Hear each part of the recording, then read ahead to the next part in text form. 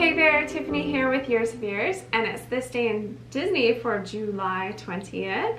And today we are going back to 1900 with the birth of a very special and talented lady. She had a lot of firsts. Her name was Sylvia Holland, and she was born in 1900, and she was a concept artist, illustrator, and the second woman to become a storyboard artist for Walt Disney Productions.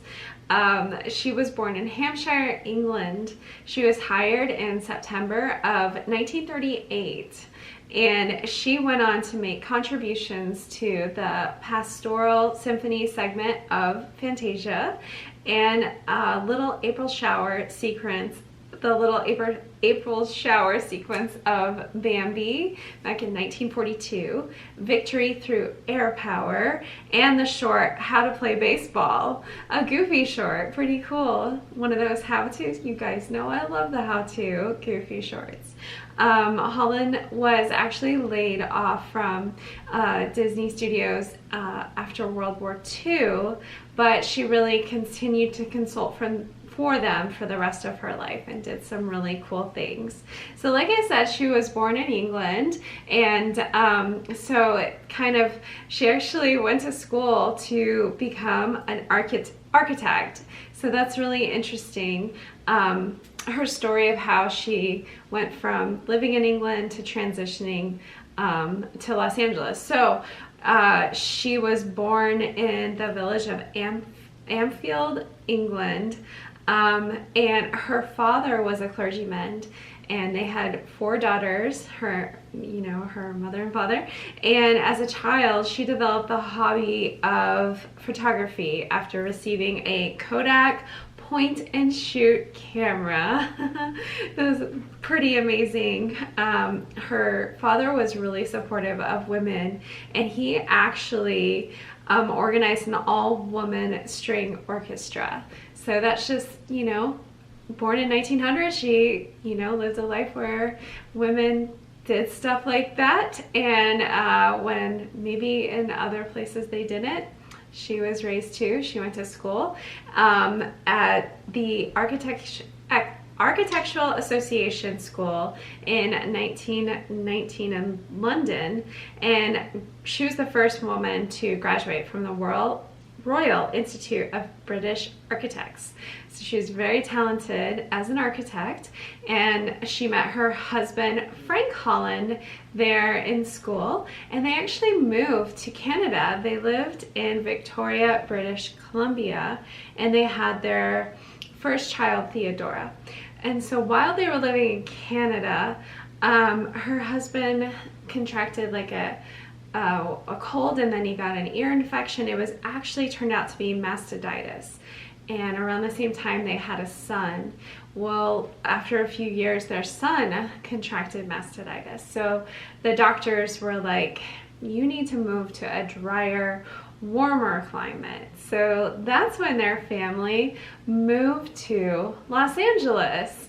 So that's how she ended up being able to work for not just Disney Studios, but some other production companies in Los Angeles. She actually started off working with Universal Studios on several movies, such as 100 Men and a Girl and Mad About Music. I haven't heard of that movie before, 100 Men and a Girl. Of course, if you guys know about stuff, tell me in the comments, and especially if you know about Sylvia Holland, because she's a pretty special lady who worked for Disney. So she's working with Universal Studios, but after she sees Snow White and the Seven Dwarfs, man, that movie impacted a lot of people. So she got excited about Walt Disney Studios, and she wanted to work for them. And so she did get an interview with Walt Disney himself, and he was excited to bring her on. He actually always had a lot of respect for her, and was very well of her talent. She had talent in music as well, and she was a musician and an artist, which that's amazing to have both of those talents. So like I said, she's responsible for the Pastoral Symphony segment of Fantasia. So go watch that again and think, you know, Sylvia Holland, that's her, you know, the whole segment, the art and the music and everything. And then in 1938, Holland had been asked to supervise the Waltz of the Flowers segment of the Nutcracker Suite. So she was partnered with Bianca Majoli was the first woman who was a storyboard artist at Disney Studios. So that when I say, you know, Sylvia was the second, Bianca was the first, and they worked together. Really cool.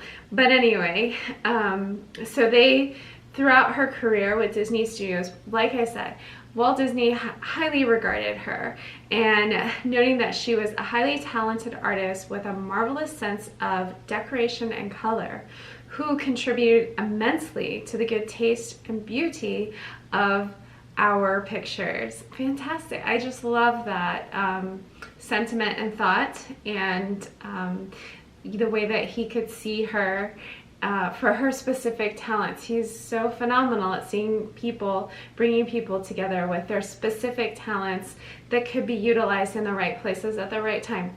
So when Fantasia was finished, she later developed concept art on the Little April Shower sequence for the 1942 Bambi, so that's pretty cool. And with Mary Blair, she developed concept art for the Baby Ballet sequence, intended for a planned sequel to Fantasia, and that never got made. So that's not in Fantasia 2000, it just didn't happen, unfortunately.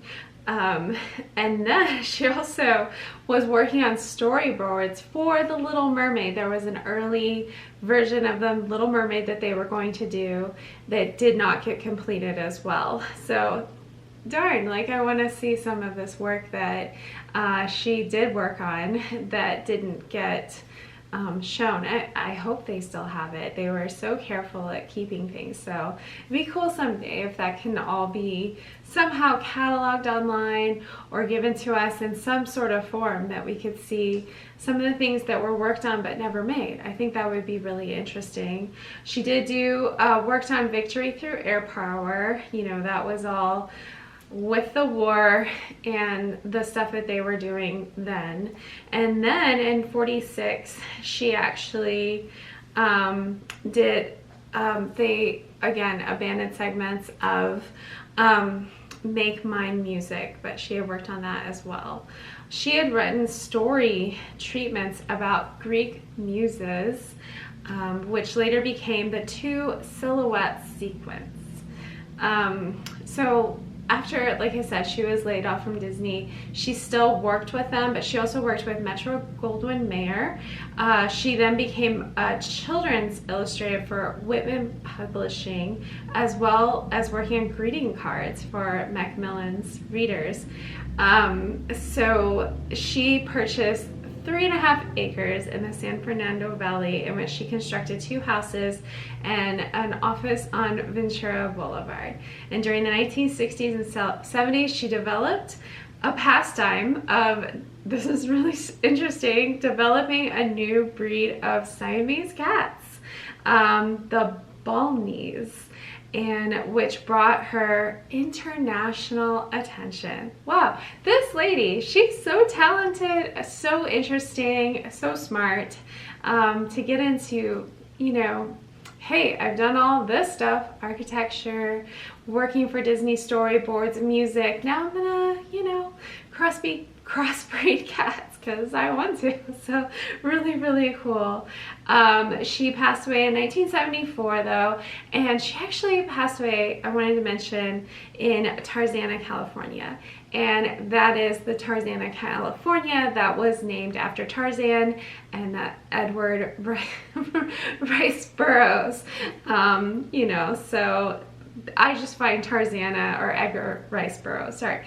I just find Tarzana really interesting and like wonder about the people who live there, and apparently she lived there. So that's one of the interesting people who lived in Tarzana. I'm sure all the people there are interesting.